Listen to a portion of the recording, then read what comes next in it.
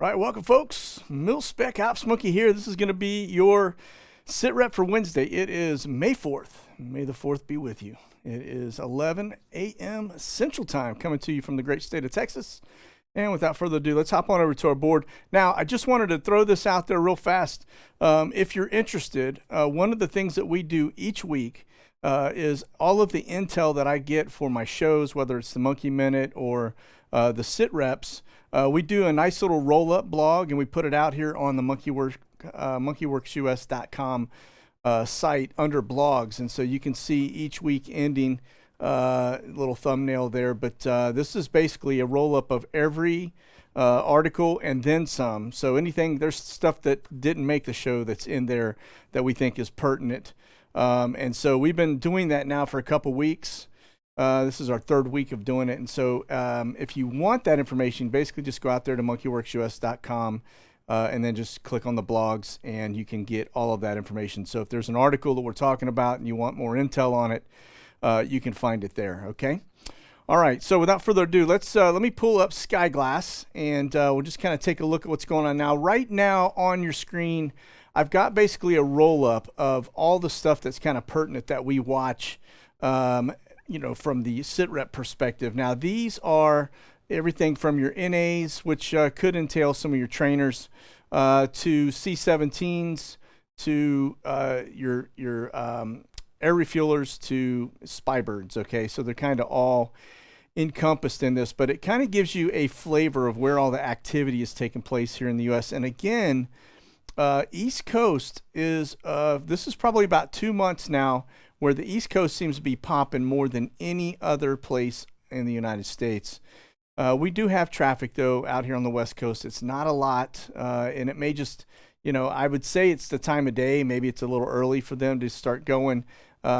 East Coast, it's noon, so that could be why. But you can see a couple R135 Top Cats. Got two of those up here. Right now, we've got another one out here, which is another R135, couple E6s that are up. And then we get up here. These are some drones, and I'm going to go into those a little further, but this is one of your Q4 drones. That's Rico 25. Actually, that bad dude has been all the way down into San Diego, all the way up here into North Dakota. So without further ado, let's look at that real fast just to kind of show you the drones that I was talking about. Now, you can see as you look at these, they are basically, sorry, I had to put myself back on top of the layer there.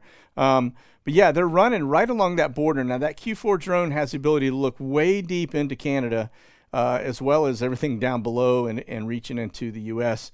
And then that little Q9 right below it is another one, just got airborne. And then of course it has disappeared, but that's a Reaper.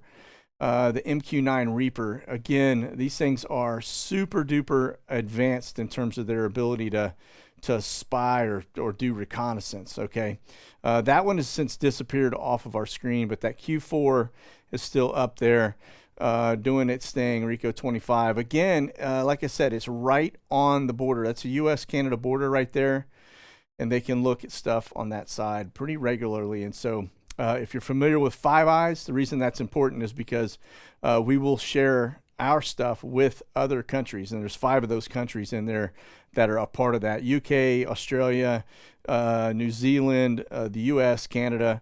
But those are the ones that we basically exchange information, spy on each other's citizens for each other.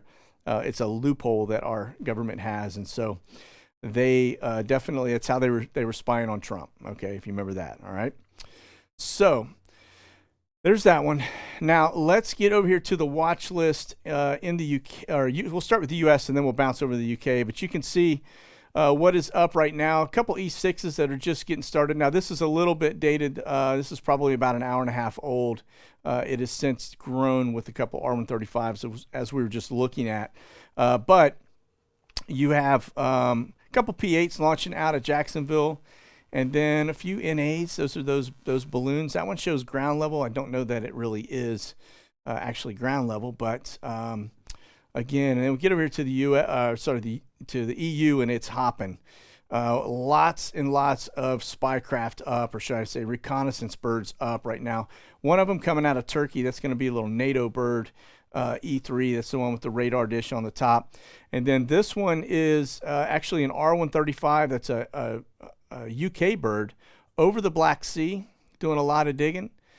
And there's a reason for that. Remember, they have that reach to look way deep inside of the other country. Now, that Q4, that Forte 10, we've been watching him for a while. He's really concentrated on that area right there at the ports. And then we've got this Brio.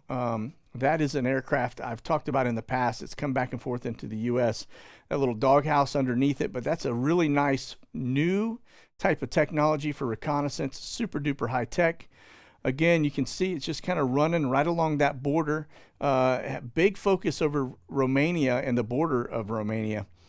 And so, again, just an area that we're watching that seems to be a lot of activity there in that port. We'll look closer at that port here in just a minute as we talk about some of the other things. But those areas, remember, we've got bases down there in Sofia and in Hungary and Bulgaria. So there's our red eye. That's a B703. That's also a little reconnaissance bird. Of course, no picture there available, but you can see just to the west side of Belarus. Again, just running that route, grabbing data, looking at everything all the way up underneath Latvia. And then Jake 11, another R135. They're very, very busy today for some reason. And and then of course this one is actually a G4. That is a Swedish bird that runs routes over that Baltic Sea area on a regular basis. Looks like he's just getting up, but Russia is on the move right now in terms of their attacks, and so that might be why we see that uptick going on, because they are definitely starting to use their cruise missiles and things like that. So, all right, let's look at the heavy lifts real fast, just to show you extremely busy in that region. You can see we've got movement spread out all over the place. A lot of replenishment flights headed in and out right there next to that seaport where you see that Q4 drone right on the border. And that seems to be where our main focus is. You can see there's several flights going in and out of that area to the bottom corner of Bulgaria. And then it looks like most of them are running out of Ramstein Air Base, Air Force Base over there in Germany. But you can see very, very busy, very busy. And so we will continue to watch it and see. And then, of course, up here to the north, you can see loading a bunch of stuff up in that general area up in Estonia, the very tip of Estonia. A lot of cargo being unloaded up there too. So looks like they are getting prepped and ready to go. I don't see any of this backing off.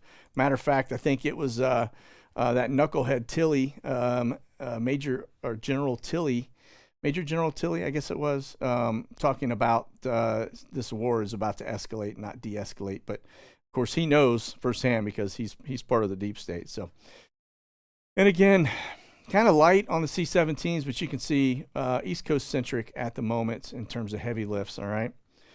Okay, now let's take a closer look as we roll up. I want to show you how the EU looks in terms of all of this roll up, big picture stuff. Okay, you got your spy birds, you got your air refuelers in here, you got some F-16s and some helos.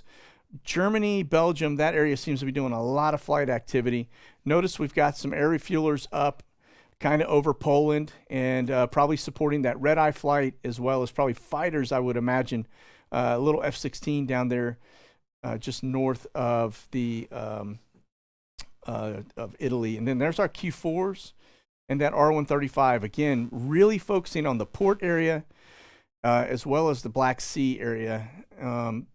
And then these other ones we've already talked about, but you can see a lot of Euro flights and F-16s and stuff going on over the UK. So a lot of flying there. Now, the interesting thing about this is just the fact that those air refuelers are, they've got top cover. We don't see a lot of those flights, but it's just a data point. The ones we do see, they want to be seen. Again, a lot of stuff. Looks like they're practicing a lot over the UK. It's that command presence kind of thing. But a lot of things, if you see the refuelers out here over Poland in that area, you're not going to see the fighters because they don't want to be seen, okay? Okay, now let's break away from that. Let's get over here to flight radar. Just kind of take a quick look at the volcanic activity going on over there. One thing I will point out, we just had 2 more down here in this Indonesia area that disappeared within the last hour. So we had 4 volcanoes spewing ash down here.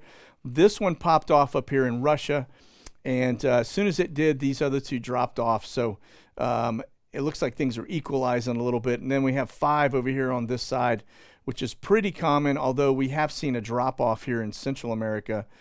South America seems to continue to pop. But again, volcanic activity as it relates to ash, okay? And the reason we look at the ash is because, one, it's a game changer in terms of climate, but it's an impact to pilots, okay? And so these are ash alert areas right around here. That's Papua New Guinea. And then, that's Menam is that volcano. And then over here is Dukono. And probably one I can't even pronounce. There's Dukono. Oh, I guess it's east and west. I don't know. But nonetheless, that one is spewing pretty heavily. All right. Okay. Over to Flashbang Schedule. Let's see what this guy's got going on today. I don't see any travel on here. I do think this is an interesting. At 2 o'clock today, he's going to deliver remarks on the economic growth or lack thereof, jobs, lack thereof, and the deficit reduction, which is insane because this guy is spending money like it is, just going out of style. So my opinion, they need to give this guy just a box of Captain Crunch and set him down in front of a fish tank and let him just stare away for hours upon hours, because he's really doing nothing but hurting the United States and the world right now with his policies. So, but hey, that's just a monkey opinion, all right? So let's get down here to, I want to look at Shanghai. We talk a little bit about the stuff going on. I want you to see there is some movement, which is good news, but it is months and months away from being anything to where we'll actually see any kind of relief. In fact, we'll have months of non-relief coming. You can see still a boatload of ships sitting out there off the port, and it hasn't really changed too much. Now, if you get down south a little further, the same thing is occurring. Again, they are starting to move, but again, the manufacturing production is not really keyed up to a point where we're actually going to see any kind of relief. Now, they do say for every 1 week that these things are offline or sitting and not doing what they normally do, it takes about 6 weeks to recover. So, you do the quick maths, we're now pushing on probably 5 or 6 weeks. So times 6, that's how long it's going to take before you start to see things breaking loose. And in the meantime, we're gonna be suffering through a lot of shortages. Now, over here into Long Beach and LAX, or LA port, should I say, you can see it is thinned out quite a bit, and that's because there is nothing coming in, really. We've got, looks like some oil tankers in there. That's the red dots, the green dots. Everything else you see that are circles that are up against the coast right there are actually being unloaded in the docks. And so that's the only way they're going to see relief. Now, we get over here to this side of the house with the Black Sea. Again, that's that flow, that pinch point that's running through. There are 2 of them, actually, Istanbul and then that little section to the south. If we're able to stop that flow, we could probably put a pretty big damper on Russia, but of course, that means we'd be going to war pretty quickly too. Now, that port area that I'm showing you is where we are focused on right now. Notice there's a lot of stuff sitting at this particular port. It's not going in, it's just parked. It may just be because they don't have capacity to unload it at this point, but it's a lot of cargo vessels sitting in the water right there. And then that is where the Q4 drone is flying, right over that same area on the ports going into Bulgaria and to Hungary. And so, and you can see little vessels kind of running through little waterways into the inside the country a little deeper. But again, we have a pretty big presence right there in Romania, in Bucharest, really. And then if you go down south into Bulgaria, to the left there, you have Sofia Air Base, which is another big U.S. presence base. Again, this is where the Q4 is really focusing on, this general area. You see a lot of stuff parked. So just not good. Like I said, from the Shanghai perspective, it is definitely not good. So, all right. Again, this is just the map we were just looking at over here over the Black Sea. You can see the flows. This actually rolls up everything. That's all the ships that are going and coming. Military vessels may be in there somewhere, but it's like a diamond in the rough. Okay, now we talk about these ports, we talk about the flow of goods. I just want to show you too, over here in the oil and gas side, Slovakia, Hungary will not support the EU sanctions on Russian energy. It's because they've gotten smart and realized that those sanctions are hurting them. They can't afford to go through it. It would collapse their economy. And so they're starting to, everybody's kind of starting to break rank in terms of this policy around these sanctions, because it is actually hurting them more than helping fight the cause against the Russians. So that's what happens when you bite the hand that feeds you, right? So, all right. So there is that, just from a data point. We get over here to the Kaleta Air. I just want to show you the flow of goods again. They are moving another just brunt of stuff in and out of Asia back into the United States. And that is because there is a very big lag in the flow of goods coming from Asia via ship. Okay. So you'll see the air travel go back and forth. Now, we did see a lot of stuff coming out of Alaska into Seoul, South Korea. And I think I said North Korea. I was just rambling at that point. But yeah, that I haven't seen anything else like that. But that was a 4-ship coming out of Alaska. More than likely, that was military related. And this flight right here is more than likely military related, coming out of Europe. You can see this one and this one both coming back. They probably just dropped off a bunch more artillery stuff, or could have been a troops, but who knows. That was Kaleta Air. Now we look over here at Atlas Air, and you can see nonstop flow. These flights here coming out of Europe, those are probably either assets going to the field or troops. And same thing here, right? These flights that are coming in and out. Now that one looks to be leaving, but it's going from LAX over to Europe. So again, these guys are very big on moving equipment and troops. It's Atlas Air. So just kind of show you the flow. You can really see it. It kind of stands out when you look at big picture on the map there. But these are big airplanes. These aren't little birds. These are 747-800s and 673-300s. These are long range, wide body aircraft. Okay.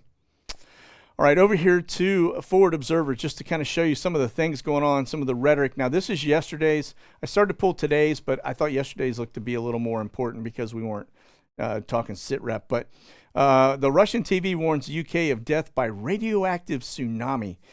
Not sure if you're familiar with this one, but they actually have a nuclear, it's called a Sarmat-2 missile, or a Poseidon torpedo, that basically has the ability to produce a thermonuclear reaction and generate a dynamic tsunami wave up to 500 meters high, which that one, my friends, that's a big wave. So if they decide to detonate something like that, they would definitely put the UK underwater, and I guess they're just kind of firing a little bit of that rhetoric back at them. So also, just want to show you, First Lady is a visit Eastern Europe. So it looks like she's headed into Slovakia and Romania. I find this interesting because we see all these data points of all these people coming over, Pelosi, everybody else supposedly going to the Kiev and to Ukraine to meet with Zelensky.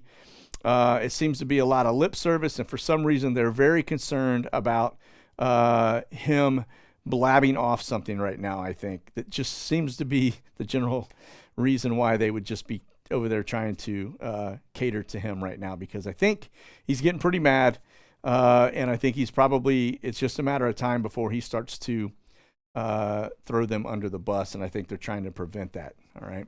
Why is that? Because they are all ingrained and embedded over there. It's where they make all their money. It's where CIA is set up. Okay.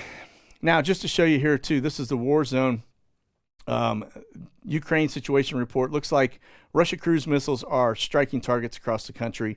We know they've hit Kiev. They've hit a lot of different locations strategically, taking out the power grid, rail infrastructure in at least 5 different regions.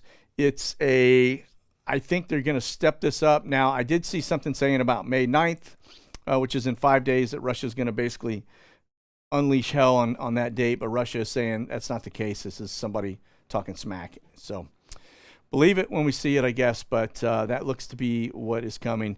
Now, this is the BitDefender Cyber threat wise, you can see the U.S. seems to be getting peppered more than anybody else, but that is relatively light compared to what we've seen.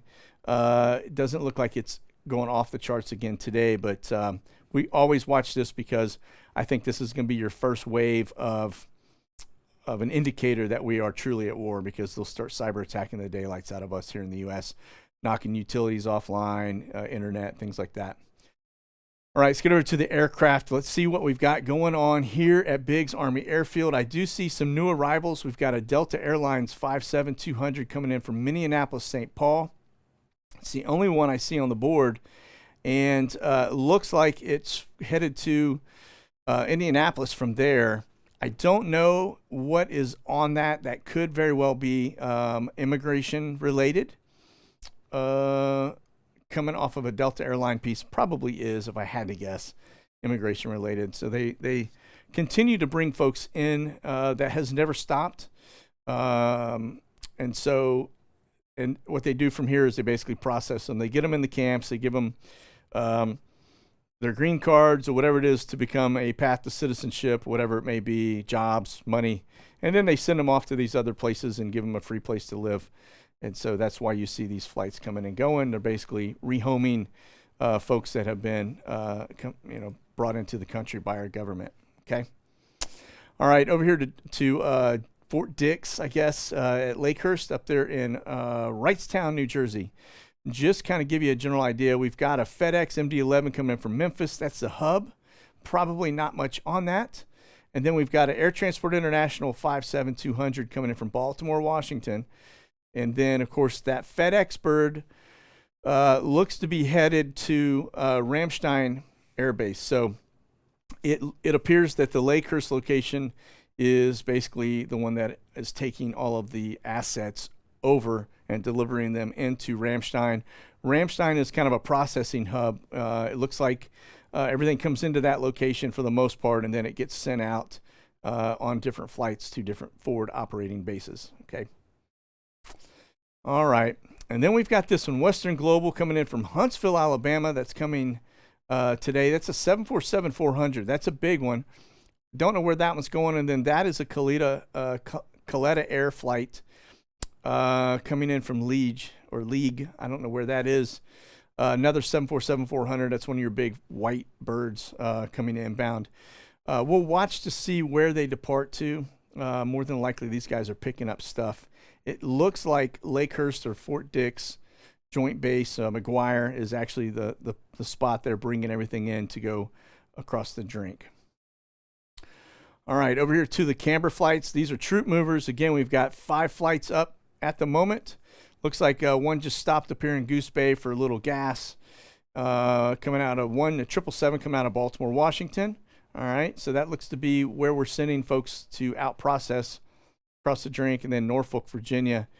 But yeah, you can see the flights inbound and outbound. Now these, let's see, don't know where that one is coming in. That's coming out of Travis Air Base. Doesn't have a destination yet. So, but yeah, Europe seems to be the flavor of the hour right now on the Camber flights. That would be an indicator that we are starting, as we saw on Monday, actually starting to step up the amount of troops going outbound. So we are back into the mode of putting bodies out there, all right, soldiers in the field. Okay, and the Brits, again, very heavy flight day for the Brits. You can see a lot of flights back and forth to Europe. They also seem to be putting a lot of assets in the field. Also down here in the Middle East. And this one, I'm not too sure on where it's coming out of, but it looks to be coming back. That is, that's interesting. That's actually about to land, and I don't know what country that is off the top of my head. So I'll just have to I think this is India down here, but Kazakhstan or something probably. Looks like the Brits are putting some folks in that general area. Okay. Let's see here. Over here to the Omni Air. This is coming in from Shannon, Ireland. It looks like coming in at Colorado Springs. More than likely, those are troops coming back from Europe, okay? And that's just a 777-200 inbound. So we've been doing this long enough where they're starting to replan troops, sending new ones out, bringing new ones back, or old ones back. Looks like that one's probably coming back inbound with some folks that have been over there already for a little while. Over here to the Ruskies. It is a whiteout. Let's see what we got here. All right, en route. This looks like this guy just took off out of this little Sochi area and is headed back up into Russia, but that is right on the edge of the Black Sea. Looks like he landed there. Again, these are like your blue and whites. Get over here. You can see this plane right here. This is what their aircraft is, but that is they're basically leadership, right? They're politicians or chief of staff or whatever it may be, but just to kind of give you a general idea of what we're looking at. Looks a lot like a 757, doesn't it, with the winglets and the engines, but that's a Russian-built bird. Funny how they all look like our stuff. But anyway, you can see this is the same plane rolling in and headed northbound. Don't know where he's headed, but looks like he is on the move. All right. Okay.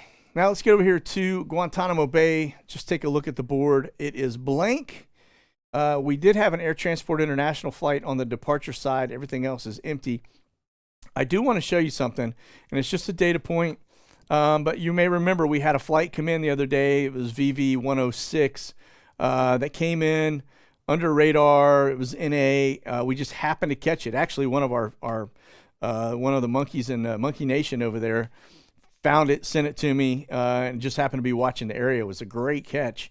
But notice it's not on the board anywhere. I will show you right here proof that it did go there. All right, so you get down into this, you can see it take off. This is actually leaving Guantanamo Bay, headed back up here to Andrews. Again, it's a little whitetail, looked to be a Gulfstream or a Learjet, something along those lines. But you can see down in and return same day. But then you get over here to the board, and the board has been wiped. Those are the kind of things when they pop in and out and they don't show you and they cover it. It's because they are hiding something. They don't want us knowing that they were down there and back. We just happen to catch it because that's what we do. And so, but yeah, when they start wiping the board, it makes you realize that there's stuff going on that they don't want us seeing. So anyway, another data point, but you know, that's your government at work, man, hiding stuff from you. So, okay, listen, that is going to be it. Again, remember, if you want to see all the news articles that we grab from everything from Forward Observer to, you know, the Drudge to, well, we don't really use the Drudge, but anyway, anywhere else that we get stuff, Zero Hedge is what I meant. But yeah, over here on the blog side, just remember you can go over there and check. You can look at any of the stuff we pull up as well as the other stuff we didn't show. A lot of good data in there, very pertinent data that kind of help you get a big picture of kind of what's happening around the world, because we look at it from the war, food shortages, and economy, and there's just so much I can't talk about because the show would be forever long if we tried to cover everything. So, all right, listen, that's going to be it. You guys in the chat, don't forget today is Wednesday. We got our Q&A directly after this. You guys have a link in your inbox, and I'll see you guys over there. So that's it. You guys be safe out there. Stay frosty. God bless. Monkey out.